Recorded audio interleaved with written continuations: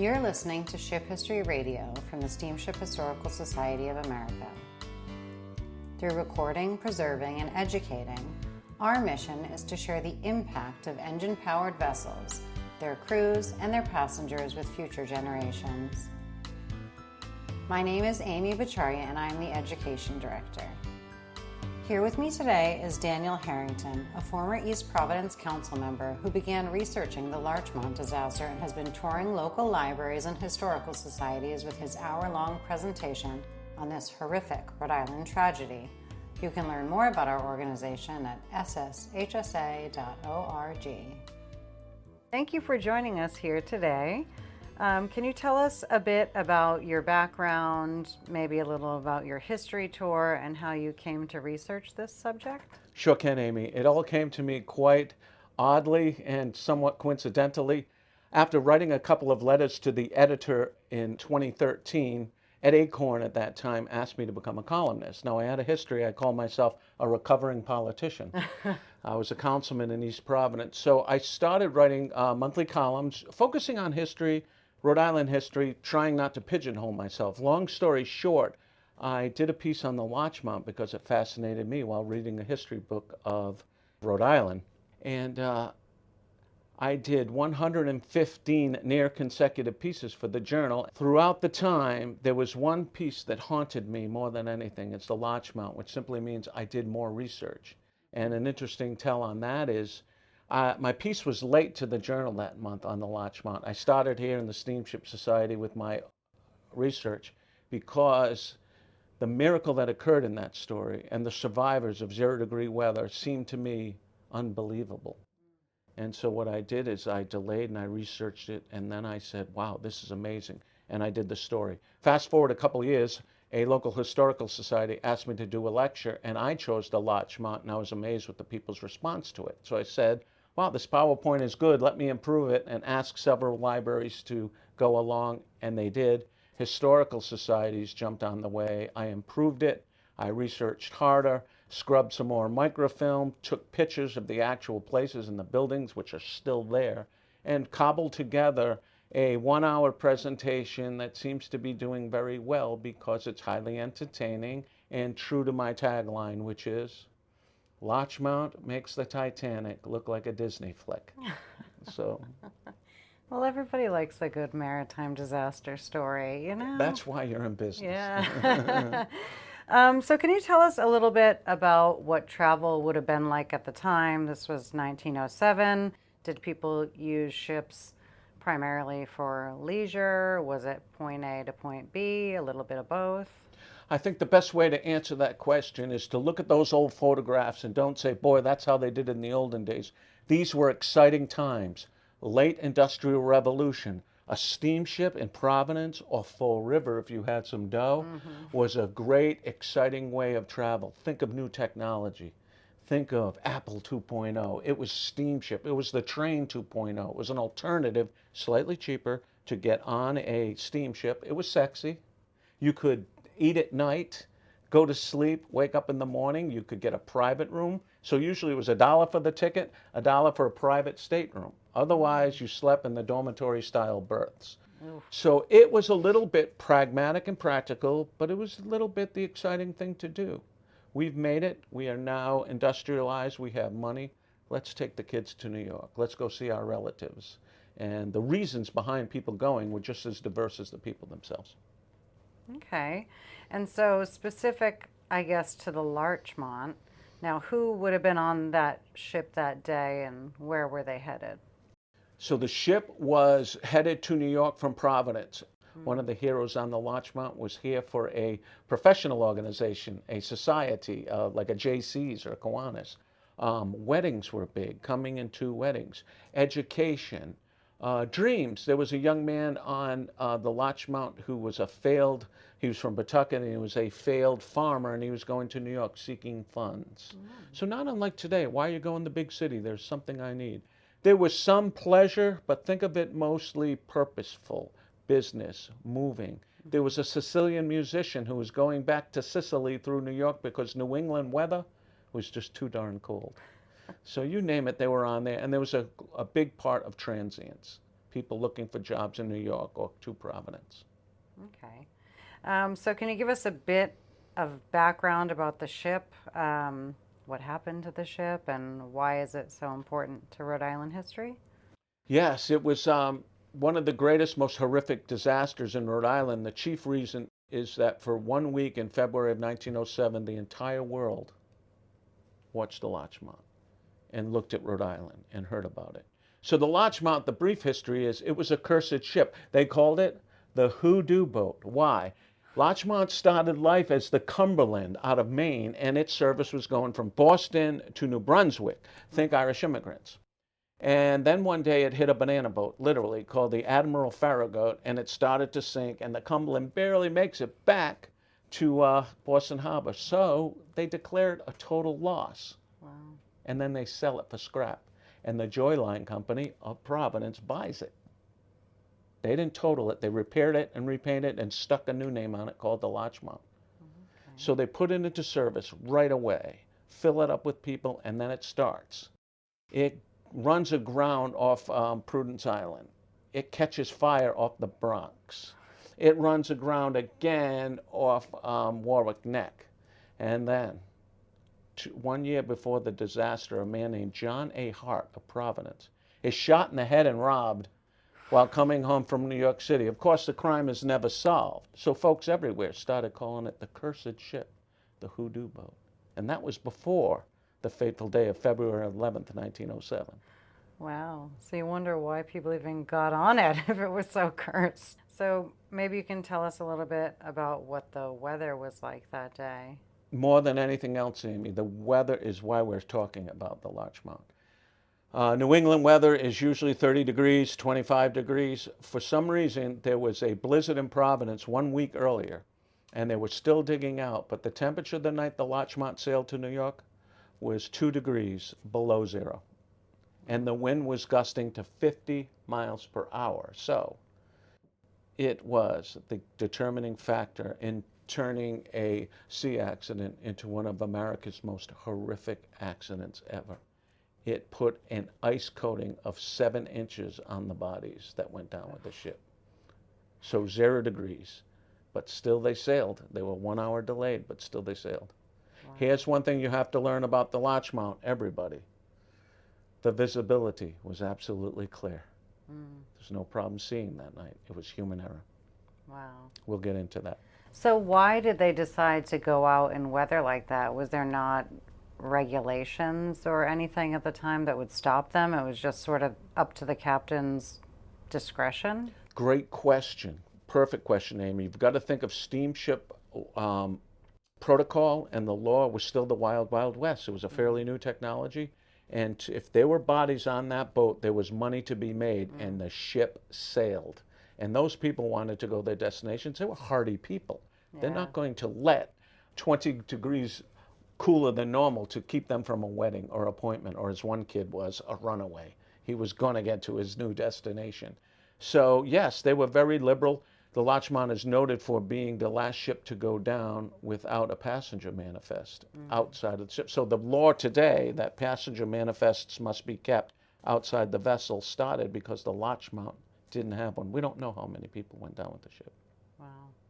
So yes, the laws were very lax. That was actually my very next question, so that was a good segue. I was going to say, do we know how many people died or how many people were on board that day?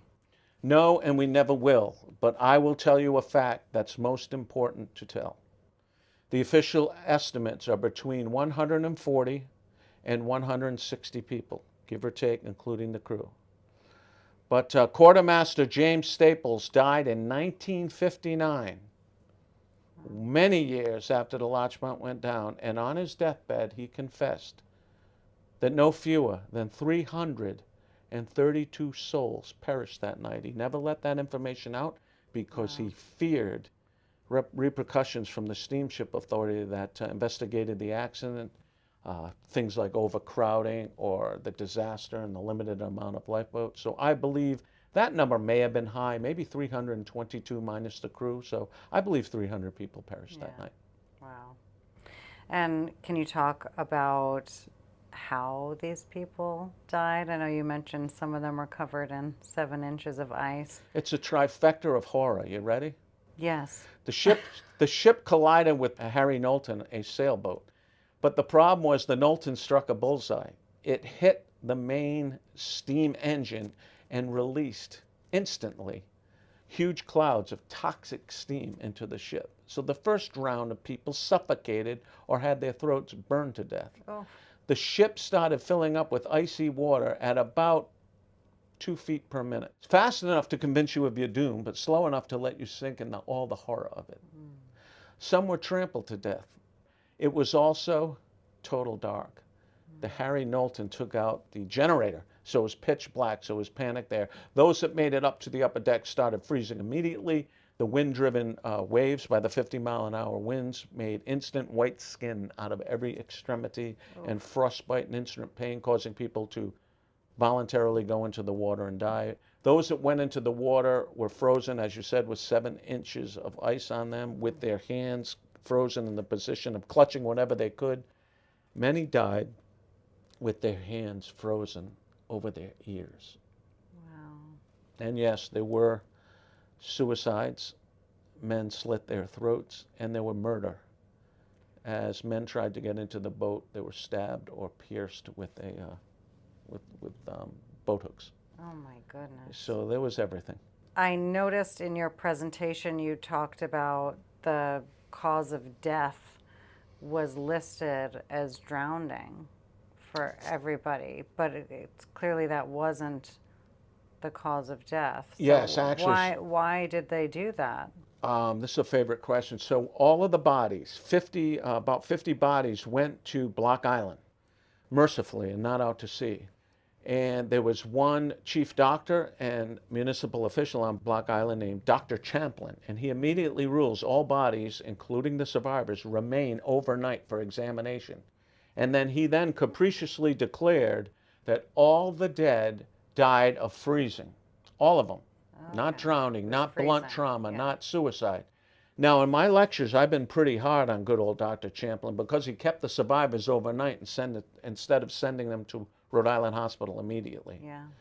But I've been tempered in my criticism by audience members who told me, remember, 114 years ago, you put suicide on someone's death certificate. That means a lot in the community and for burial arrangements in the church. It was a big deal. Yeah. You put murder on a death certificate. That has insurance company implications. So I believe Dr. Champlin simply said they all froze to death as a process that probably predates good crisis management and wanting to take control of an ugly situation and just unite these people in a common cause of death, which was ultimately the weather. He didn't get it wrong. Right. And but it was a pretty bold move. Yeah. Are there any sort of specific cases or people on board, stories that are really interesting that you'd like to share? The story centers around the ill-fated ship's captain named George McVey, who was the captain of the Larchmont when it went down, although he wasn't at the controls. That was Pilot Anson. McVey's career starts when he's a young kid. He's 23, and he's got control of a steamship called the Tremont.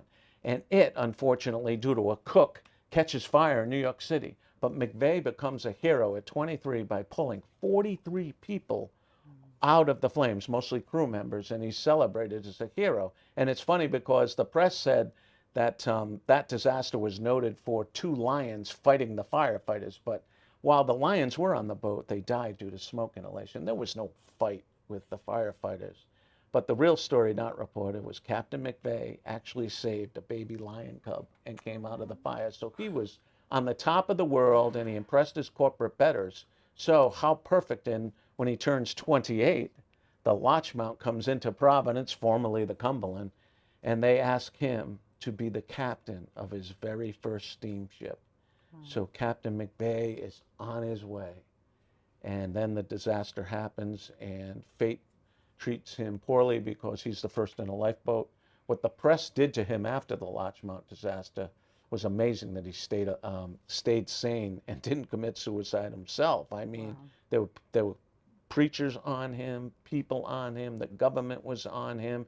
And they eventually said McVey was neither censorable nor commendable for his actions.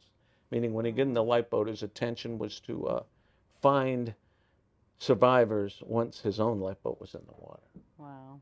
So then, 18 years after the Larchmont disaster, McVey returns to the steamship industry, captains a ship called the Mackinac out of Pawtucket, which steams to Newport, and her boiler explodes, killing 55 people via scalding steam. Sound familiar? Oh, And McVey is the captain of his second ship. wow. He lost 55 lives this time. So he is forever forbidden to have a license that allows him to haul passengers. Wow. Even though he wasn't not at fault for any of the tragedies. So the Larchmont, he wasn't steering the ship when it came to the crisis. Pilot Anson was. But still, by putting himself in a lifeboat, that doomed his career. Yeah. Because he saved himself first, or at least the optics were. Wow. So McVey is probably the most compelling story of superstition, coincidence, ill-fated. It's really, you can't make it up. Yeah. So how did you research this topic? The stories you're sharing are very vivid descriptions. Maybe you can talk a little bit about how you put this whole presentation together. I've been waiting for that question because the question is a help to anybody doing similar work. I learned that the internet has plenty on the Larchmont, but it is plenty of the same thing repeated on and on. Mm-hmm. And what really made the Larchmont come to life for me was the old-fashioned microfilm, going back to the newspapers. Photojournalism was just beginning. And the Boston Globe really took to this story, as the Providence Journal did, but the Globe brought an army of photographers down. And so the images were graphic, they were timely, they brought you into the article. And there was a lot of copy on this because it was a world article. There was extreme weather, horrific craft, cowardice, frozen bodies. Block Island became a stage of the rescue where the whole island woke up. And because of that, there's stories within the stories, and they're all in the press. But it's tricky. It's microfilm. It's newspapers.com. I've actually went to eBay and had people send me actually decaying original documents. Wow. And there's where the stories, and you've got to be careful because, for instance, Captain McVey's name is spelled MC, capital V-A-Y, but it became McVey, V-E-Y, McVey, all one word, and you multiply that by the passengers, and the reporters were only trying to get a story, and they'd say, Aimee, what was your last name? And you say Jones, they say Bones, and similar stuff. So you have to dig, check, recheck. But the writing was splendid. It was graphic. It was humorous. For example, they said Higersell was a kid who came to Block Island and knocked on a door, and he started the rescue efforts. He became a survivor. But the journal said Higersell was a German boy who was unusually bright for a lad of that nationality. Oh, jeez. And you find wonderful quotes like that. One of the survivors was a man named Filardi, and the journal said he's an Italian who speaks with an Italian's characteristic gesticulations. Yeah. And they called the Jewish folks. He was in a boat. He survived in a boat with a Hebrew. So the paper was shockingly politically incorrect and graphic. But fortunately for the lecturer, this makes for great copy and makes audiences laugh. The greatest laugh line of my lecture, and there's not many, but is when I say that Higersell was unusually bright for a lad of that nationality. People love that stuff. Yeah, it's crazy how they would have reported things back then, and that's just accepted. It was like okay to speak like that about these different communities. You know, I find that interesting. Yeah, so there's no such thing as a tabloid newspaper is my conviction. They're all tabloid. There always were and they always will be. So we should feel a little better about our more polite society. Yeah. That's the good news. They think we're bad now. We're not. They were just as bad then. I did have a question that there's something I discovered recently that I thought was really fascinating, which was the General Slokum disaster, which was a few years earlier. And the reason I found that so interesting is I'm a sea swimmer, and one of the most famous female sea swimmers, the first woman to swim the English Channel, was a German immigrant in New York at the time. And her mother saw this tragedy, which was mostly German immigrants, lots of Wow. women and children.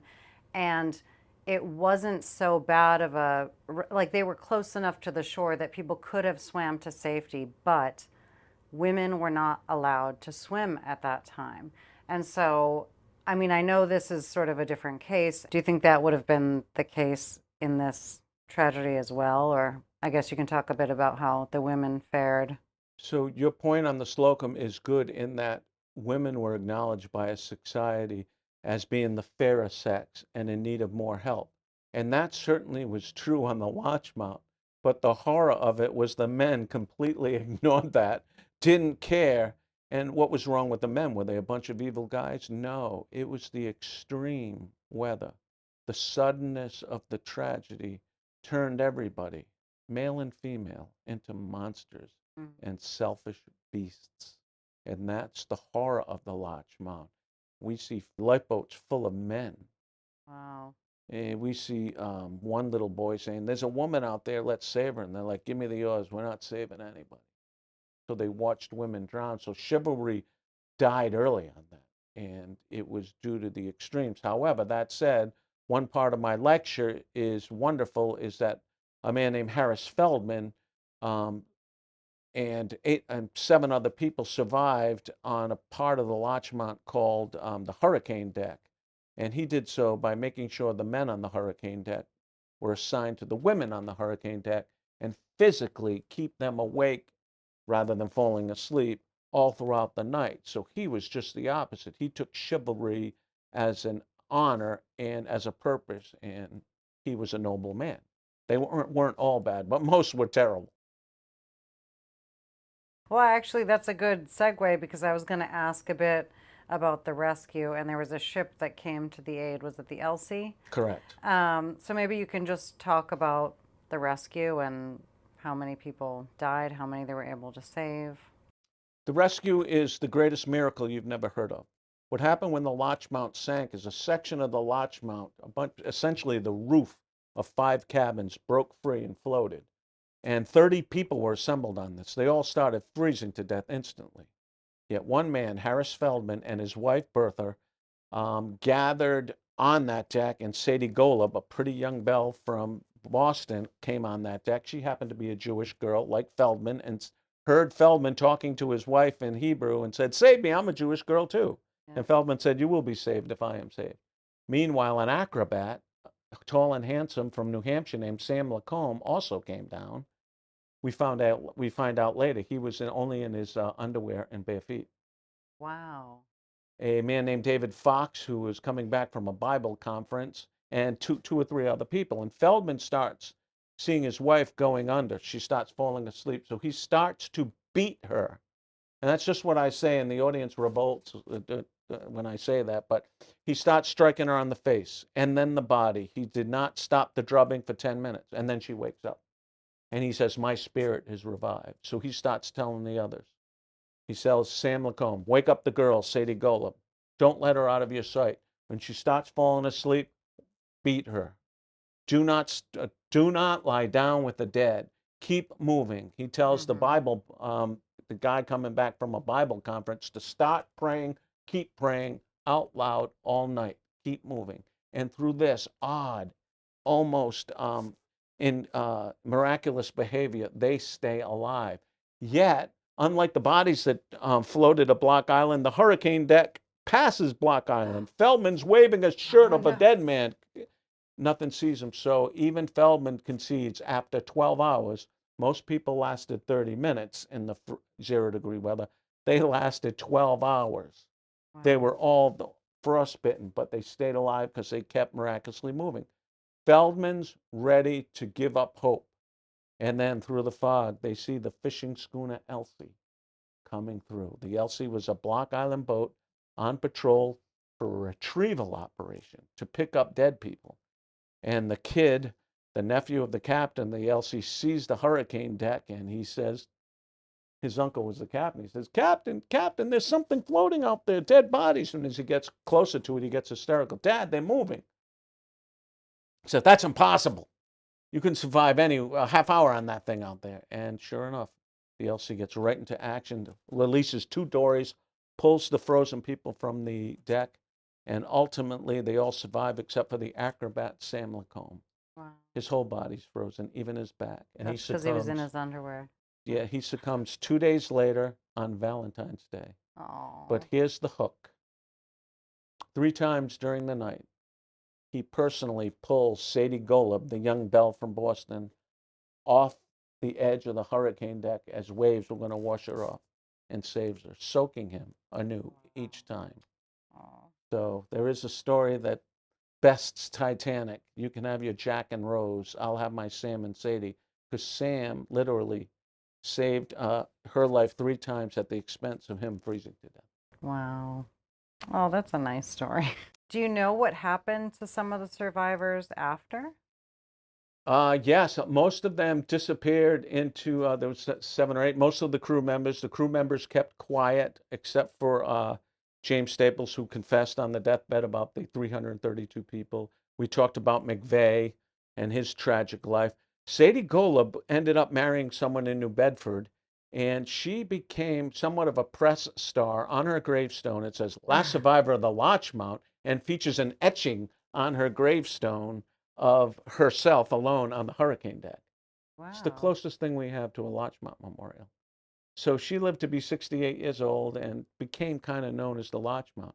Feldman, the greatest hero of a 20th century shipwreck, just disappears into he and his wife moved to Chicago, lived a normal life, and his great-grandchildren remember him. So Sam Lacombe died and was buried, but that's it. Most of them are not remembered, with the exception of McVey, because he became infamous after the Mackinac tragedy. Mm-hmm.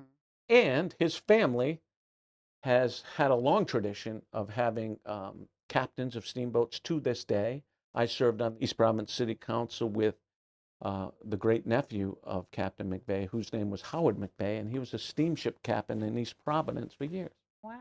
And he knows all about the tragedy. So it's a very Rhode Island thing. I noticed that there was talk that a lot of the survivors were crew members more so than passengers.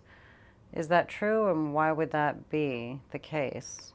It's the greatest ugly truth of the sinking of the Larchmont. Reason number 1, McVey gave the order for the crew to man their life stations, and only 4 of the 8 lifeboats get in the water, so most of them fled. Most of the crew members were saved in one boat, which was McVey's boat, and it was the first in. So there's the irony: the captain's boat first in. Yeah. I'm going to go in the water, and then I'm going to save some passengers. Yeah. The guy who was steering the ship at the time it collided, pilot answered, went down with the ship. It was his fault for the accident, but to his credit, he was last seen helping passengers. How did they survive in lifeboats when other passengers in lifeboats washed up on Block Island, dead and frozen? The crew members had their winter gear, and they were in tough shape. They were frostbitten, and they couldn't walk, and they collapsed once they reached Block Island the next morning. But because they had their winter garments on and not their nightgowns and underwear, they made it. We have a postcard from the tragedy that is just pictures of the dead bodies Yes. frozen on Block Island.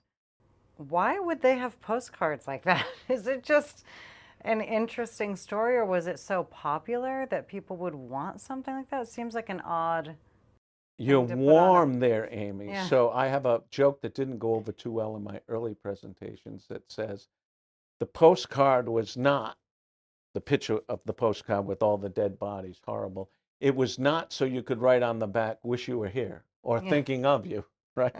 That was my stale joke. Here's the deal.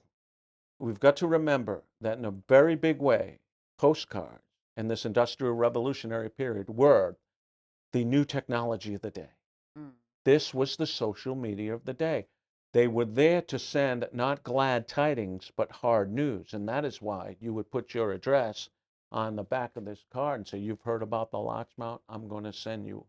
So people wanted this. This was journalism through the mail. So yes, it is odd that we see these. Thank goodness they're still there, because these mementos help recreate the story in a very vivid way. But Yeah. they were for profit. It was an arm of the newspapers. Okay. It's interesting. Crazy, isn't Yeah. it? I noticed that a lot of people compare this disaster to the Titanic. Even you mentioned that a bit previously. Why do you think that is? The reason most people compare this Titanic is Rhode Islanders, because it's our disaster, and the Larchmont occurred 5 years before the Titanic, so we were first. But Titanic became larger than life with the movie a generation ago by James Cameron, and it became such a worldwide phenomena, and therefore the name stuck. But local authors call it. So part of my passion is not to have the Larchmont be diminished by Titanic. And I say to my audience members, Rhode Islanders, stop calling Larchmont Rhode Island's Titanic. Titanic was England's Larchmont. You see, the Larchmont actually had on board, the greatest story never told was Swedish Salvationists. These were 10 Salvationists. These were Salvation Army cadets, 7 of which were women, who, when the ship started sinking, took a vow to help the passengers and assist them and not seek to save their own life. As the ship finally went down, the 7 Salvationists took each other's hands, got on their knees, and sang, "Nearer, my God, to thee." Sound familiar? 5 years later, the musicians on the Titanic would do the very thing. So you see, the Salvation Army was an English organization. At the funeral for the Larchmont Salvationists that went down at Carnegie Hall in New York, to 10,000 people, 5,000 inside, 5 to 10,000 people outside, Ava Booth of England eulogized the Salvationists. And all of Great Britain was stunned and horrified by the tragedy off Rhode Island. So, 5 years later, I'm sure the musicians on that ship called Titanic said, "Come on, boys, remember the Salvationists on the Larchmont." So that is personal for me, that the Larchmont is not Rhode Island's Titanic. Titanic is Europe's Larchmont. I know that, when the Titanic happened, it had a big impact on legislation, lifeboat legislation, and things like that. Did anything like that happen with the Larchmont locally? Did it change any rules for steamships? The most indelible one was that the Larchmont was the case where passenger lists or manifests had to be kept separate from the vessel. Of all things, that was the most frustrating for the investigators. We still don't know how many people were on the Larchmont because that simple rule wasn't in place. And so now, because the Larchmont Disaster passenger lists are to be kept separate from the ship, it would play a part in eventually securing the proper ratio of passengers to lifeboats, which was better by Titanic days, but certainly not to the place. Well, why wasn't the Larchmont more influential in changing laws or changing protocol in the industry? Well, you have to remember that the downside of those early industrial days were steamship accidents were ubiquitous. Train crashes were common. In fact, my research on the Larchmont in New York stops because they had a train crash about a week later that sucked it right off the pages. So this was the time. So I think it took ultimately the collective total of all these accidents to eventually change laws. I say in humility that I haven't researched the legal side, what happened after, because I'm still chasing the passengers who remain a big mystery to me. So I'm probably not the best source on the legal Well, those ramifications. stories of the passengers, I think, are more interesting. It brings a human element to it. Absolutely. So, can you tell people where they might find information on talks that you're giving? Do you have a Facebook page or a website where people Yes, can find out? I was slow to get I still do not have a dedicated website because the tour kind of came about so fast. I started reaching out to libraries and accounts. So yes, Facebook, I'm Daniel Harrington. You can find me on Facebook and friend me. I have a updated schedule on there. I think we're going to go right till the end of the year. We keep adding historical societies. We keep adding more libraries. There seems to be a hunger for it. I'm trying to get up to Maine, where the Larchmont was constructed, and things like this. My email is a source of one of the jokes of the presentation. I say, folks, if you hear anything on the Larchmont or have a referral for this presentation, email me at danielfharrington@yahoo.com. As one attendee said, my email address is as old as the Larchmont. I have a Yahoo email address, but that's kind of cool. It's got a cachet to it. So it's danielfharrington@yahoo.com. And my attendees have been great, sending me photos, sending me stories, relatives. This is a Rhode Island story. So I don't have a website yet, but you can find me on Facebook and call your library and locally here and say, or in New England, say, hey, can you have that guy in the Larchmont? Libraries talk to one another. Yeah. It's a vast and healthy network, and it's a 1-hour PowerPoint presentation. I hate long programs. Yeah. Thank you so much for sharing this great information with us. I think it's a really fascinating story, and I think our listeners are going to be interested to hear more. Well, Amy, thank you. I thought your questions were particularly good in terms of bringing out the meat of the story, so I appreciate the interview and you making it easy for me. Thank you. Thanks for tuning in to this episode of Ship History Radio from the Steamship Historical Society of America. We hope you enjoyed hearing about the Larchmont Disaster with Daniel Harrington. You can learn more about our podcast by visiting shiphistory.org/radio, and to learn more about our organization, visit sshsa.org.